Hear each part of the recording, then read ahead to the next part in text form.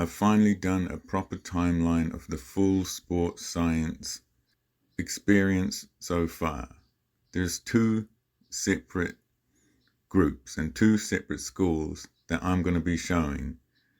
The physiology stream and the exercise science that is actually founded on studying exercise.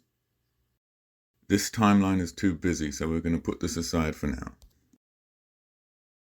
The physiology side of exercise science traces back to Lysenkoism. It traces back to the Soviet Union. It goes from Matveyev to Tudor Bomper to Mike Stone to Mike Israetel. But to understand that, we're going to go all the way back to Gregor Mendel, who studied pea plants and put forth his theory of genetic inheritance. He put forth his model in 1965. No one really paid any attention. 1865. No one really paid any attention. In the year 1900, 3 independent researchers verified his findings. In 1953, the double helix structure was discovered, confirming the mechanisms by which Mendel's model worked.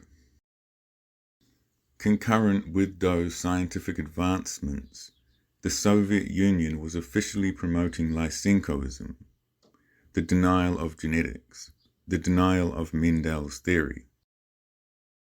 So you have an officially endorsed scientist in Trofim Lysenko, promoted by the Soviet Union, at the exact same time Matveyev is endorsed by the Soviet Union as the official scientist in charge of Olympic exercise regimes.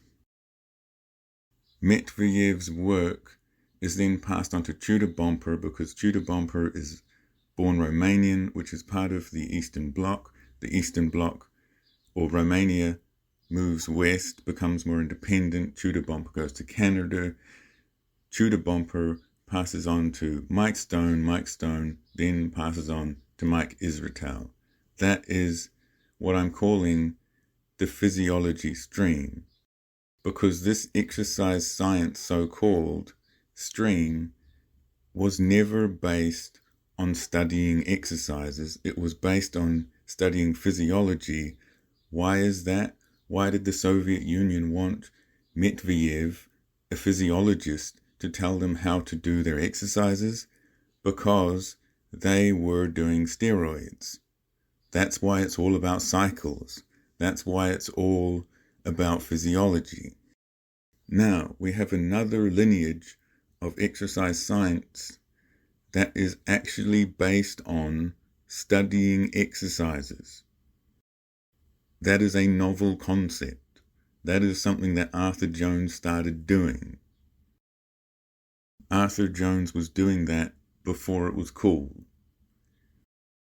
Arthur Jones trained Mike Mentzer, and then Mike Mentzer passed his understanding on to Dorian Yates. None of these people are leveraging academic credentials. They're just showing their results based on actual evidence. They're the exact opposite of a Mike Israetel. And the degree to which academics can dominate the narrative is the degree to which their story just won't be told. Dorian Yates goes on to win Mr. Olympia. So Dorian Yates is the current sort of figurehead. He's the one who represents the stream of exercise science that is actually based on experimenting with exercises. The fact that there's this whole physiologist line that's based on studying physiology, which was all based on steroid use, doesn't stop those people constantly telling you how to exercise and calling themselves exercise scientists, based on no understanding, no implementation of any exercise science at all. Go to any of Tudor Bomper's books, go to the reference section, find any experimental studies that actually experiment with exercises if you can find them. Find where they're referenced in text and ask yourself, does this experiment have anything to do with what Tudor Bomper is saying in his book? My experience is no. My experience is the exercise experiment that he's referencing says basically the exact opposite of what he's saying in his book. Solomon Nelson criticized Mike Israetel for misquoting Tudor Bomper, but Tudor Bomper is irrelevant. When he quoted Tudor Bomper, he's just appealing to authority. When you look at Tudor Bomper, he has no experimental evidence behind anything he says anyway.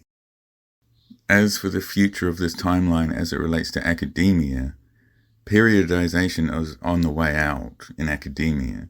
There are plenty of people questioning it and saying, why are we hanging on to this?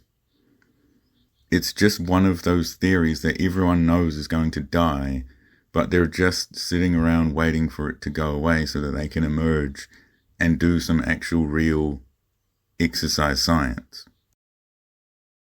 I covered that in my previous YouTube where I said the downfall of Mike Israetel was all predictable.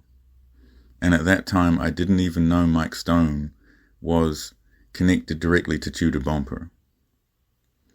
In fact, I ended up criticizing a bunch of different people for doing bad science, and I didn't realize that they were all in the same little group. I didn't realize that Milo was associated with Mike Israetel. I didn't realize that Mike Stone was associated with Mike Israetel. And I didn't realize that Mike Stone was connected to Tudor Bomper. All I did was just see, hey, there's all this terrible science coming out. I criticized it independently and realized, no, these are all the same people. I didn't realize Jeff Nippard was connected directly with Mike Israetel. I didn't realize Mike Israetel funded Milo's PhD. But all this terrible science is all just coming from the same source, apparently. So watch that YouTube now. Subscribe.